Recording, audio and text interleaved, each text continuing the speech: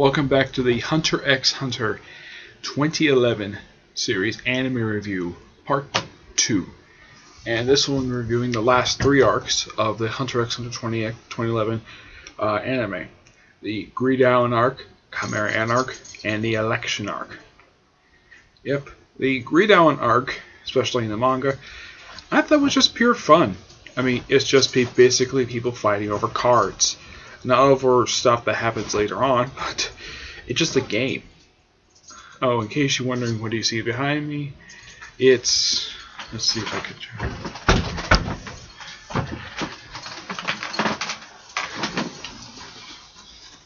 It's my cousin's dog.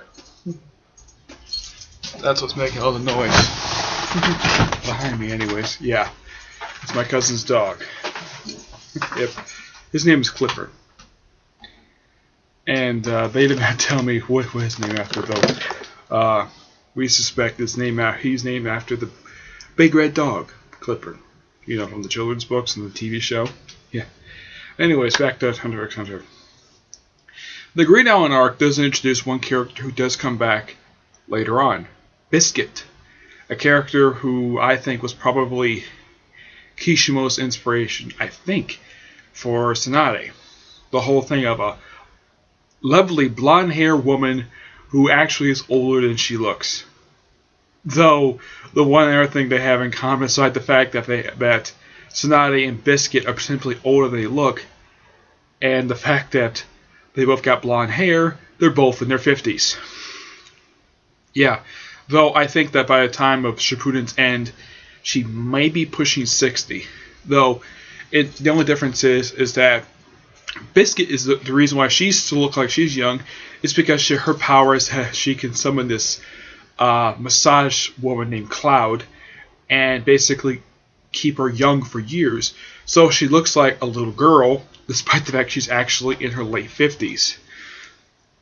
Excuse me. Tsunade uses a jutsu to keep herself young. Basically the diamond on her forehead, yeah, that's actually the source of her being young. But, yeah, and throughout this arc, this was actually the first one I actually watched entirely subbed. Yeah, because with the previous arc, just like with the Phantom Troop arc, all but the last 2 episodes by the time I got up to them were all dubbed. The last 2 were subbed. I didn't have a really big problem with this at all, because I had pretty good idea what's going on. Yes, the fact that the characters speaking Japanese doesn't really bother me. As a matter of fact, I watched a good chunk of Naruto Shippuden subbed. As a matter of fact, I watched I think it was 403 episodes in Japanese, though with subtitles. Yeah, I had to watch that because, well, Hulu basically decided to stop putting on a dub episode, despite the fact there was actual dub episodes. But I just feel like watching anyways because I wanted to continue with the series instead of trying to instead of taking time to track down dub episodes. Basically, that's what happened. Though, as of currently, the dub, I believe, is up to about episode 402. That's the most recent release they came out with. I think it's 402. Yeah, I think so. Where the next episodes they're going to release, which comes on October, is going to finish up season 19 and pretty much do the first few episodes of season 20. I don't know exactly how long it would take to release the next set of episodes after that, but yeah. But back to Hunter x Hunter. The Green Iron arc is simply just Gon, Killua, and Biscuit working together to gather spell cards. Oh, by the way, Biscuit's true form is a large, muscular woman. Yeah, I kind of get the reason why, because here's kind of the weird thing. When she becomes her muscular woman form, when you look at her face, she looks like a guy. No idea why. And they did the same thing in the manga as well, where she looks like a guy, despite the fact it's the body of a muscular woman. I don't know why that Toshiro basically thought this was a good idea to do for this character, but yeah. She does come back later on in the election arc, which I'll get to that soon. The main villain of this arc is a character who plants bombs on a bunch of people and kills a bunch of the rumored to have killed over 50 players in this Greed Island. Now, it was rumored that it was hinted at the start of the arc that Greed Island is actually is set in another dimension. Is that you go into the actual game itself? In actuality, it's an island in the real world. That the only way to get there, mostly, is through a system that looks like a PlayStation 1, called a station that's called the Joy Station. When I saw this can look like, even the manga, like when I first saw this thing, I thought this thing looked like a PS1. Like the way the original look, not the more slimmed down version people tend to think of. Yeah, it kind of looks like a PS1. Yeah, that's what it looks like, a PS1, because, well, the disc basically goes like on top instead of like in a drawer like you see nowadays, or in the case of PS3 and 4, simply you just push a button and disc itself shoots out instead of an actual drawer, like the way it did with the PS2. So the way it looks like a PS1. Yeah, but yeah, and apparently sometimes these games can work even without being hooked up to a freaking TV. I'm like, okay. Yeah, and apparently they say it's an old game system, despite the fact that this is kind of set in modern day. Now, last time I checked, the PS1 came out in 1999. Not like, I don't know, 90s. Yeah, I'm not sure exactly when they suggested possibly this game system came out, but yeah, but appearance-wise, it looks like a PS1, just with the name Joy Station on it. Yeah. Draw conclusions what you will about the Joy Station. And apparently it's an old console. And here's something really neat though. In Yu Hakusho, but I think this might have been the manga. I don't remember if it was or not. They had this one scene during toward the end of the series where you have Gikai and Yusuke basically playing a Super Nintendo. You know how I can tell that? The controllers. Yep. The NES controllers were known for... I've seen what these controllers look like. I've actually held one. The NES controllers were known for being very rectangular. The Super Nintendo ones basically known for being kind of similar to how they were with the Sega Genesis ones. Basically where they're sort of turn like this. Yeah, that's the way they look. Yeah, and they play for one episode of the anime. This one basically, heck, the controllers look like PS1 controllers. So simply put, the creator of the anime, the creator of the manga, simply just based the design on PS1. Excuse me. Despite the fact when the manga first came out, PS1 had not been released yet. My guess is he decided to do that after PS1 was released.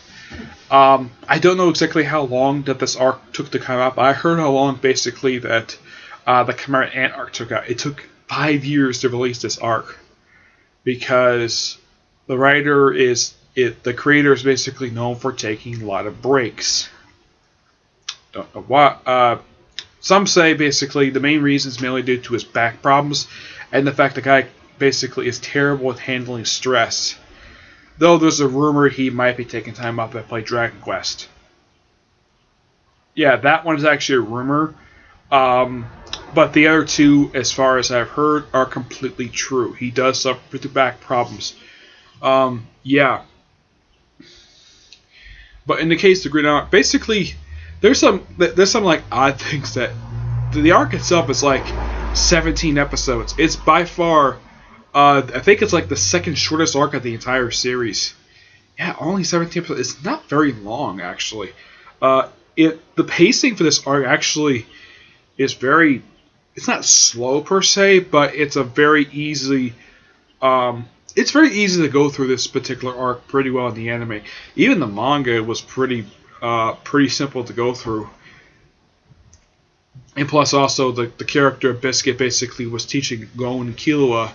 Now Gon basically had developed his own special nin ability, basically where he can use super strength to punch through rocks. Basically, he just turns his fist and basically becomes super strength and breaks through stuff. Now, I don't know if this was the inspiration for one of Tsunade's abilities. Whenever she punches stuff, it breaks because she's got super strength. Yep. Um, let's see. Killua, basically, his ability is to use electricity. Something that does come into effect in the next 2 arcs. And it's explained the reason why he was able to learn the thing in a matter of just a few days. Here's the reason why. Because apparently he was exposed to it for years. So, yeah, it was nothing new for him. And they got into the game. Now, basically, how they got the game is actually how they got into the game is quite ingenious. They actually, because they're hunters, they hired themselves to whoever wins the bid for the actual console, which has the Great Island game, which, according to the way it's explained, especially in the Phantom Troop arc, apparently it's one of the most rarest games in the world to get. And here's the reason. Now, there's 2 reasons why. One, they only released 200 copies of this thing, and that's one.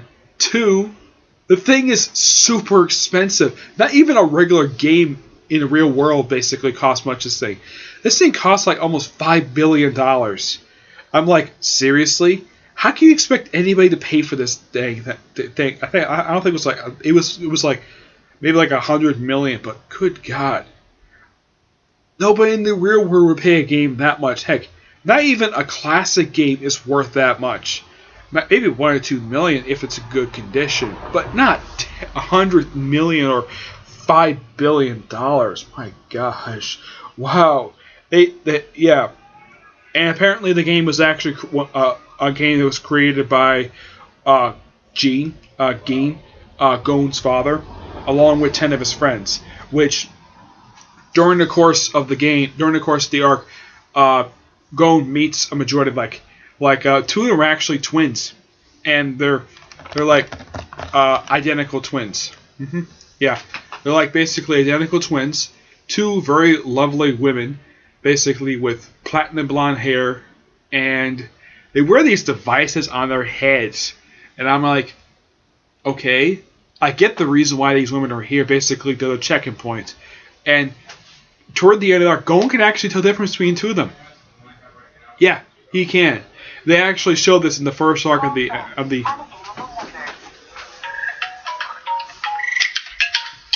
Yeah, they show this in the first arc of the anime, where there's this like shapeshifter creature bit thing, where he can tell different just by looking at them. He's very good at this.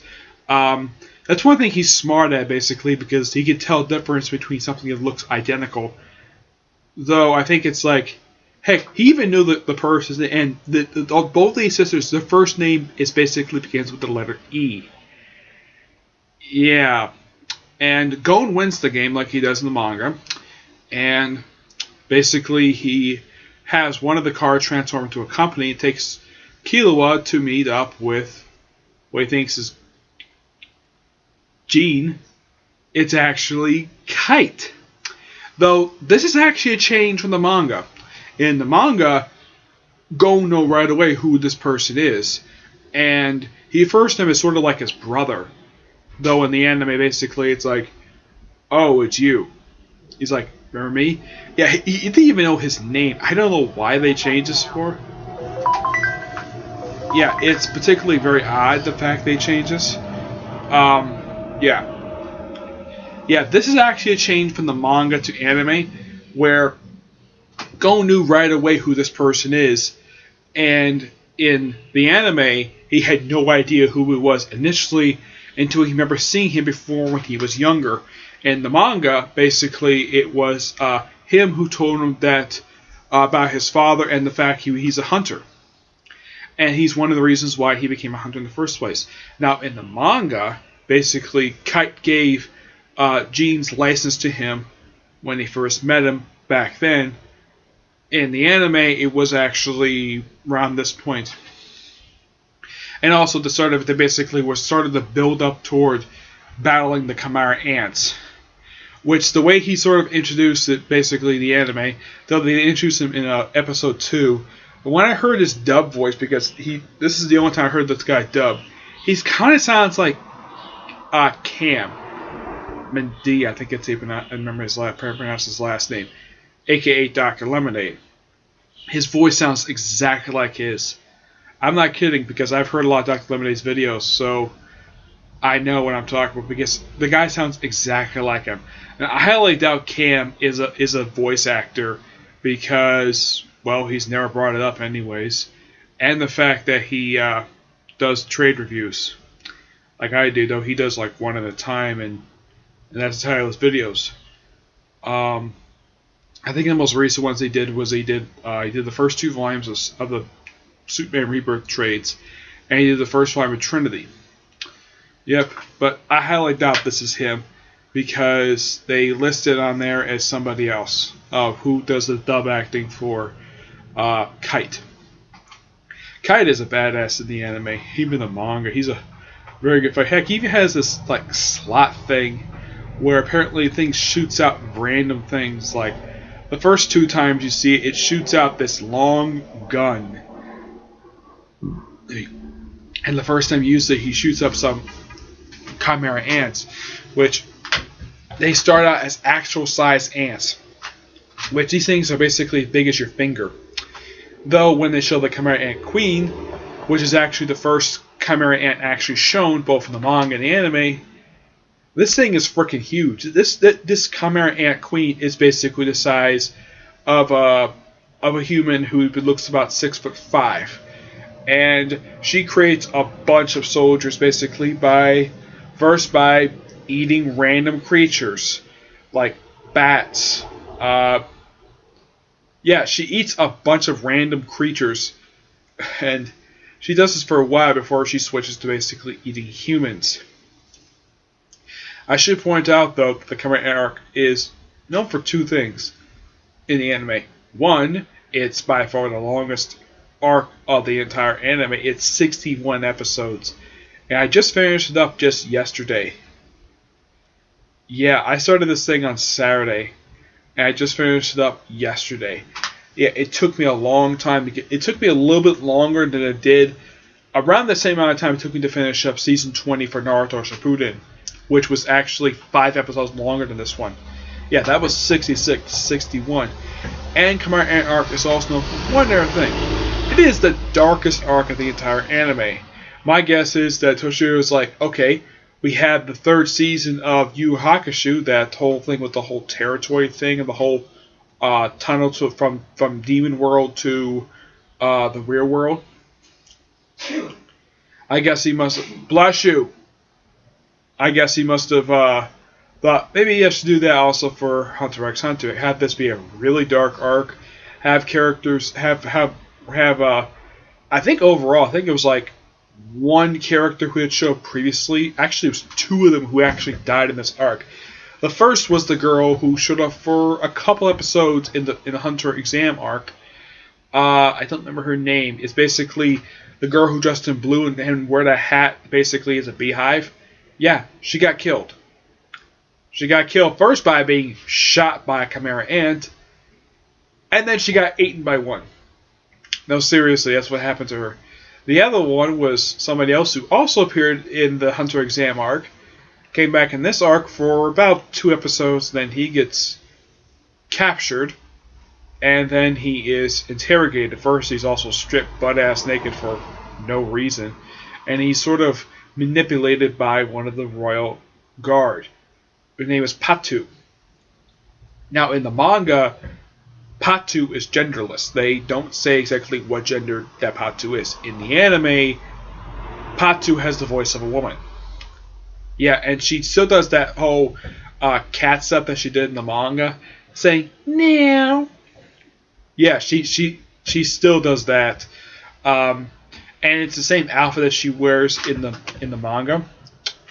Oh, I should also mention in the Green Island arc. Before I continue with the command, let's hold that for a minute. Hitsuga shows up in that arc. He doesn't do very much. He shows up a few times. One of his most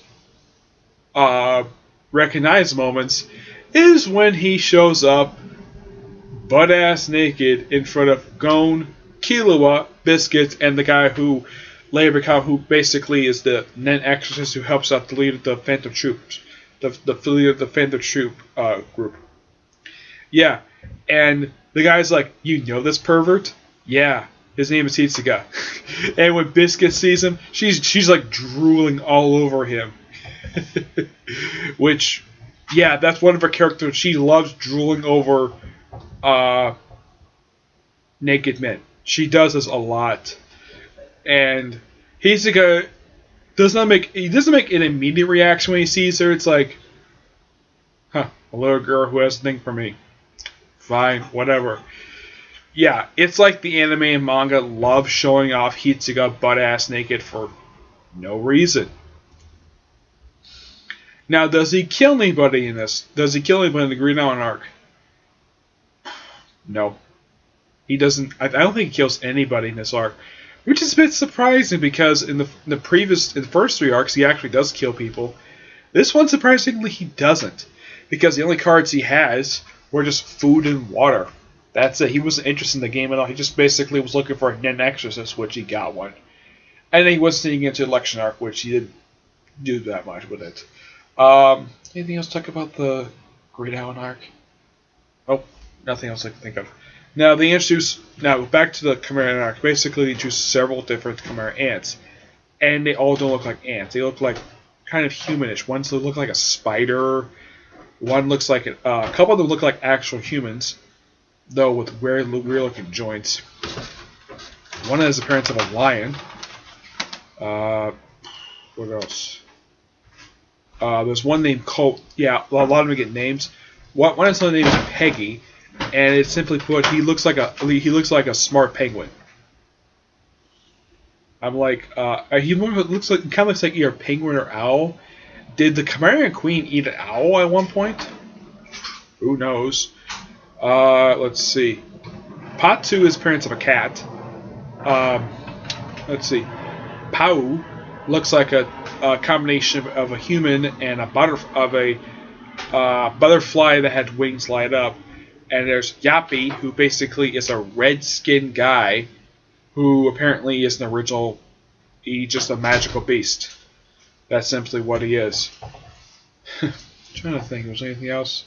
Oh yeah, there's one that looks like an octopus. One looks like what look like an anteater and a lobster. It could be a blue lobster. Yeah, there's one who basically was previously a little girl who was turned into a Chimera ant. Yeah, she kind of looks like a I think it's like a grasshopper. I think it is. I am not really sure. Yeah, they all have very random appearances. Yeah, and they show basically in the anime basically how dark the anime is. By having the Chimera ant, can be implied that she ate children off screen, and she does this 2 or 3 times. Heck, even when her son is born, the king, yeah, he actually kills a child off screen. I'm so glad he showed up. Like in the manga, he basically when you see this guy, he looks like a teenage Cell from Dragon Ball Z. Except that his head's slightly different design, but simply put, it's like it's like the creator of this thing basically based it on Cell, and he's a very powerful character. And unlike in the manga where he uses his tail three times, in the anime he uses it a bunch of times. It's like, okay, so let's have him use his tail a little bit more than he does in the manga, which I'm glad they did that because that's a very powerful thing. And for some reason, unlike Cell, who actually sticks his tail, which has a needle on it, into people, the king, basically, the Chimera King, he does not do that. He just simply uses to slice things up. Yeah. And heck, there's one Chimera ant, basically, who has appearance of a, not panda bear per se, it's kind of like, it's not, it kind of looks like a panda bear in a way. Could be I think it might be a koala. One of those type of bears, the ones with the circular ears. Except this one wears a suit, and is later revealed that he used to be a hitman previously. And his ability is that he drinks what looks like of a Grinda, I think that's what it is. He drinks out of it. I think it's supposed to be alcohol or something. and he uses it as a weapon. He uses the liquid as a weapon to kill people with. And he kills several people with this. One, of course, is a person who Kite was turned into. I'll get to Kite in a minute. Kite himself basically is used. He's seen throughout the first good chunk of the arc, and then he gets he gets his arm chopped off, and he gets captured. He gets his body turned into a woman. And as for his actual body, his original body, it's turned to something to train to the soldiers, and all the soldiers, basically all the commanding soldiers, all learn Nen. Yep. And after the queen dies, most of the Chimera ants, with exception of Colt, basically just go on their own, just establish their own. Hush, Clifford. Clifford. Clifford. Clifford. Clifford. Clifford. Clifford. Clifford. Clifford.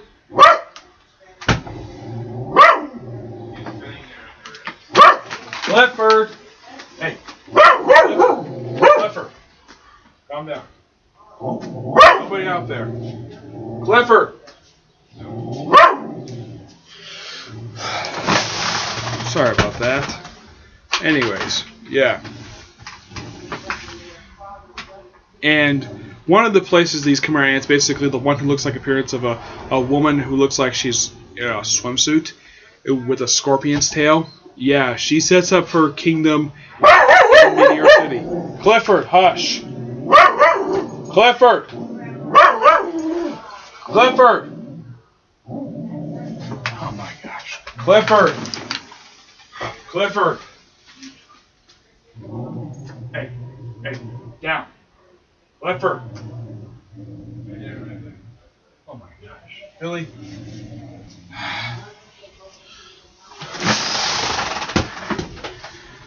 I have to keep him under control, otherwise he'll bark like crazy. Anyways.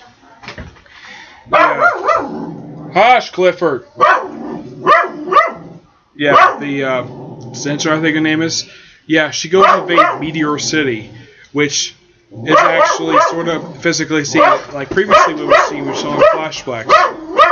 Hush, Clifford! Clifford! What that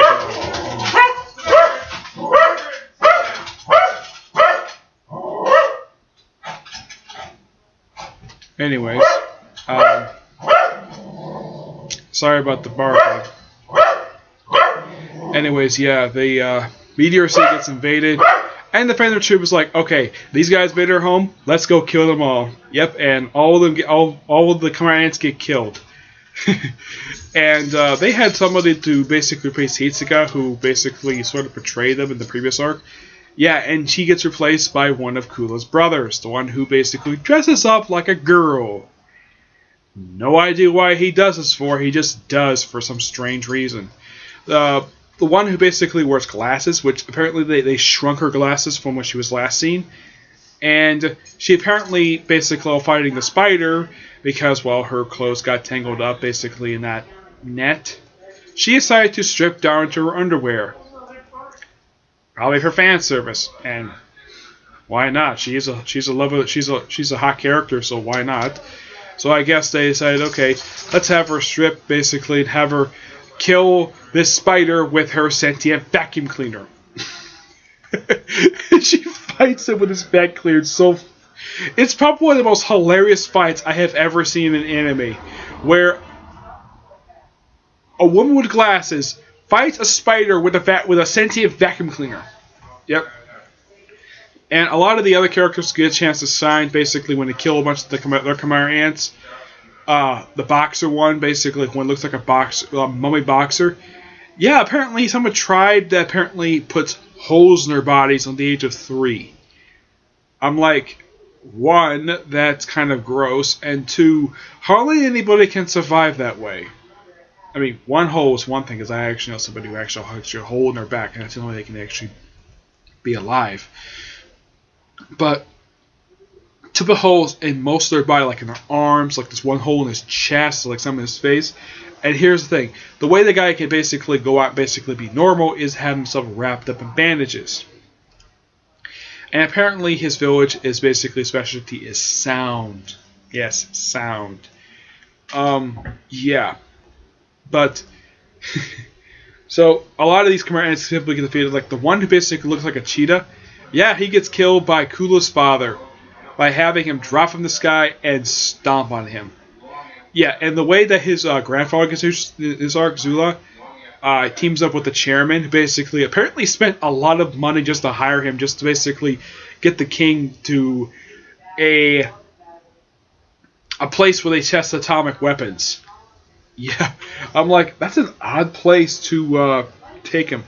Yeah, a place that's full of lots of radiation, and he takes him there of all places. I guess the chairman thought he was going to die there, and he does die, which sets up the next arc of the series. Yeah, let's see. Now, who kills the royal guard? Two of them die because well, when they brought back the king, he was later basically revealed.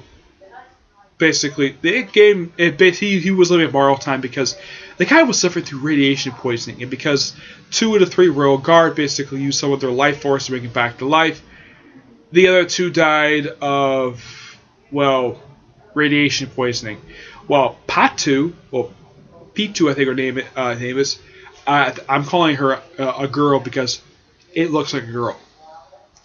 Killed by Gon in his adult form. Yeah, he actually is shown going to an adult form, and he simply just beats this creature. He beats her to death with his fist becomes rock. He does like 20 times, and there's actually comparisons to this and when Yusuke basically turned to a demon in Yu Yu Hakusho. It's similar because, well, the only difference is that Gon actually was like shorter than he is.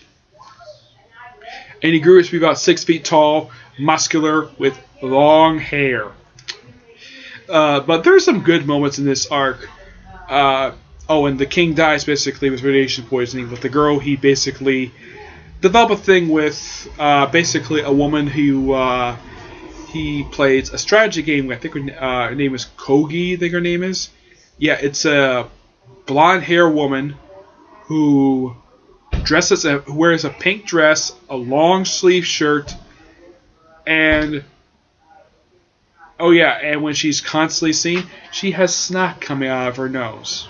I'm like, okay, does this woman not get time to blow her own nose? I had the same feeling about this woman in the anime. It's like you have a blind woman who apparently the only thing she's good at is that she can play this game and she can't do anything else. She I don't know. Yeah, she does apparently eat and sleep, but here's kind of the thing. She apparently just cannot take time. Apparently, and she wears the same outfit the entire time. There's no explanation exactly why she wears the same outfit. And apparently, they play this game like all day, and then she just sleeps off for 8 hours. And most of the time, she keeps her eyes closed, except when she's playing the game. And she beats the king like every time. Now, later on, the king does find out his real name, which translates to Guiding Light. I think it's like Mitsuma, I think his name is. Yeah. But one really good moment about... There's actually a very good episode about this, which they even title A Date with Palm. Yep. The character Palm gets introduced like kind of early on, like after Kite is basically captured. Yeah. When she's first introduced, she wears a pink dress, which she apparently decides to partially lift up, though she did show panties, thank God. And she just does, like, I don't know, I guess she just, and she wears, like, these, these soft bracelet things, and her hair is a mess, and her lips are blue. And she's, like, very disheveled, and for some reason, this woman has a fascination with knives. No, seriously, she has a fascination with knives, and I love this character because she is well, one thing, she's a lovely woman, and two, she's quite interesting. Heck, even if she becomes part ant, she's still interesting. And then basically there was because she going to promise to take her to NGL, which she failed to do. Instead, like said, if he failed, he would basically swallow 1,000 needles. She's like, yeah, even though that he promised he would do that, you're like, that's not necessary. And instead, she wants to go out with him on a date. She like in the manga, she says she wants to be his girlfriend. In the anime, she just wants to go out, and he's like, I can't do it today. I'm training with Killua. We'll do it tomorrow. And I had to get time to prepare for this. And he says, oh yeah, it's gonna be our first date, so let me be prepared for this. She's like, okay. And then later on, she's like, she cleans herself up and like, wow, she's smoking hot. Yeah. And apparently, even though when she's in her disheveled form, apparently her hair is like black, and then when she's cleaning herself, her hair is brown. Oh yeah, and because it's a sub, they have to judge everybody by honorifics. Like Palm, like Killua, not Killua, Gon calls her Palm Sun. I actually look up the definition of these things. Sun means basically like Mr. and Mrs. Chan is basically people like close friends. Khan is kind of like junior level male officials, like junior level people.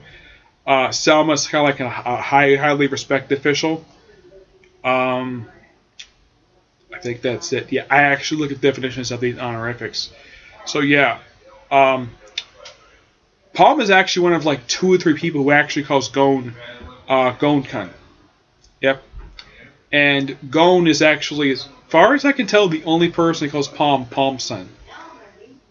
Yeah.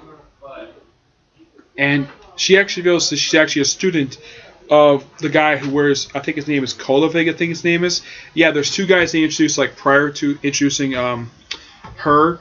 One, his name is Myro. He's this big, muscular guy who apparently has the largest lung capacity, and he has this large, like when I first see him, even the anime, I kind of forgot that this thing he carries on actually is a large pipe. Yeah.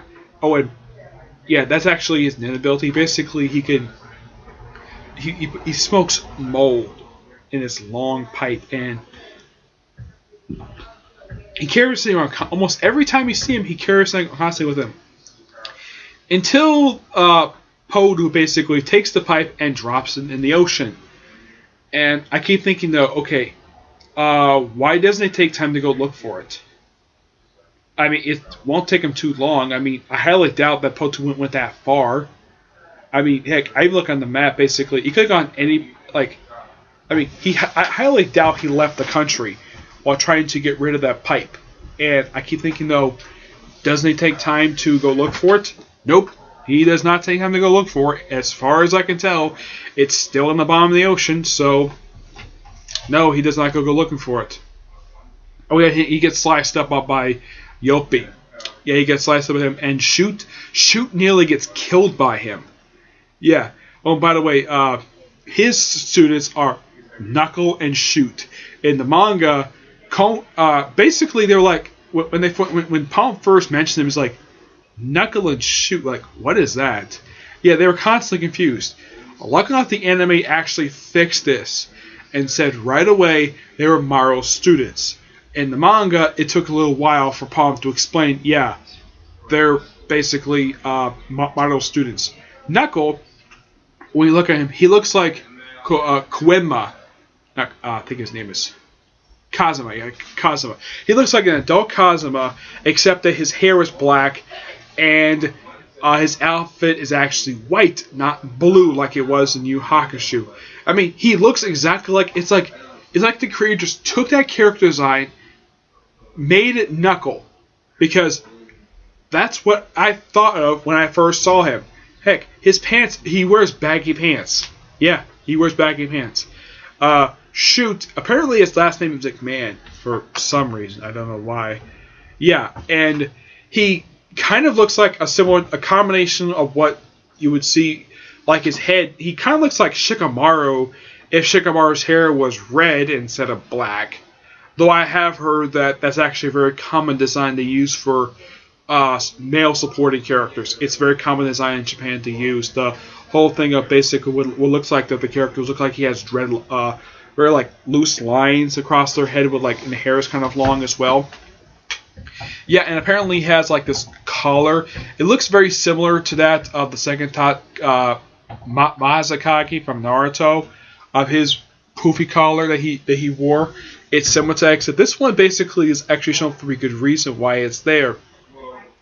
Like the way the collar is, it's like it comes like right at the side of his head. It's like when he turns, like, oh, he sees this. He doesn't see what's on the left side of his head. Apparently, he uses it to cover his left eye whenever he goes to the battle. Okay, I don't really get why. Oh, and in one of his sleeves, he apparently keeps 3 fists in the other one. Yeah, apparently he lost his arm some time ago. Oh, and he has a star on his shoulder. So I'm like, that's weird. He has a star on his shoulder. Okay, fine. And he dresses in a purple kimono, and it looks like a purple kimono, whatever outfit he's wearing.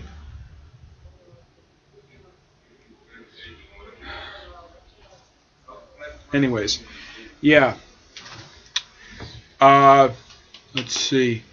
Yeah, that's it for him. Anyways, but they're pretty cool characters. Heck, even after even after going to kill basically after training so hard to beat them, lose them, they earn Knuckle and Shoot's respect, and they fight alongside with them when they invade the palace later on.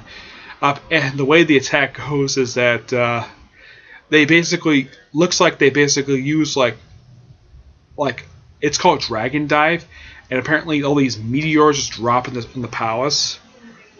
And I did a little research on the country that the king invaded, East Kasuda. It's basically based upon real life North Korea. No, seriously, it's based upon real life North Korea. Yeah, I don't know why they thought it was a good idea based upon, of all things, North Korea. But okay, yeah. And apparently the reason why that the chairman is go after the king, because he was asked by the government basically for the hunters to go and kill the Chimera ants, which, okay, fine, you'll do it. No problem, because hunters do kill things like that.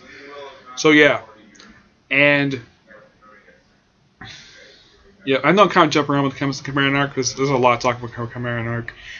Let's see, is there anything else I forgot to talk about? Oh yeah, Palm's mission is that she infiltrates it by disguising herself as a secretary, which apparently the secretaries are responsible for sleeping with the Secretary of State. Okay? Yeah, which I think that's a little odd.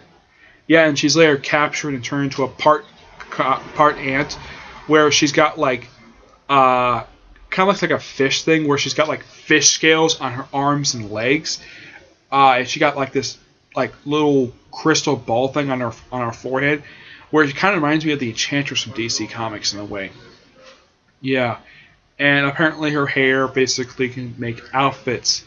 It's also kind of sentient, like Medusa's hair from like Medusa from Marvel Comics, and it can form an outfit like a Black Widow attire. Which, okay, that's quite odd, but okay. Yeah, at first basically Killua basically helped her basically come back to her former self, which I do praise him for doing. He did both in the manga and the anime, which was great. Though it's kind of weird, though, that after this arc and after the election arc, where she doesn't do very much election arc, she's hardly seen again, and I really enjoyed the character. I kind of wish they would have developed her relationship with Gon a little bit more. And I kind of wish they would acknowledge the fact Gon is actually 14, not 12. Because anybody can tell that since the Hunter exam arc, that clearly about 2 years have passed by since the start of the manga. And for some reason, to keep him and Killua at 12 for some reason, even though it's probably supposed to be 14 or 15 by now, but who knows. Yeah. After the death of the chairman, basically they have an election. And this takes up 12 episodes. Which, okay, fine, 12 episodes. And this is the arc they finally introduced Jean Francis, basically Gon's father. They finally introduced him because the only time you see this guy is in flashbacks. He finally makes an appearance. And everybody can acknowledge how much of a jerk he is. Heck, Leorio making his first appearance since the Phantom Shipwreck. Even Kurapika shows up for one quick cameo. And later on, shown basically why he's in that room.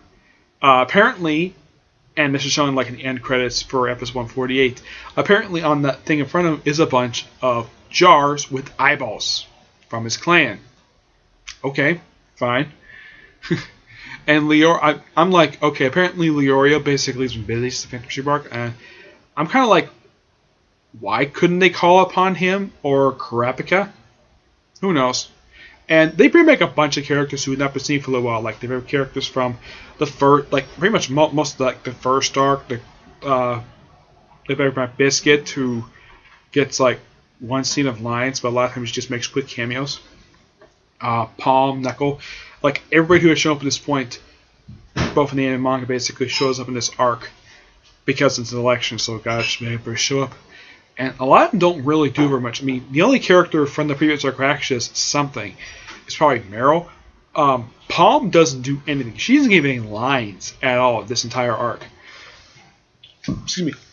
She's seen, but she's never given any lines at all. And there's no true antagonist this arc at all, like the Chimera arc, which was the King. This time it's just some douchey, some jerk of a guy, basically, who's the vice chairman, who basically just there to create chaos. Yep. And the way Leorio basically, where he gets kind of into the race, he didn't initially want it. He just wanted to help Gon. And he does something completely unexpected. He does this in the manga as well. He punches Gon's father with Nen.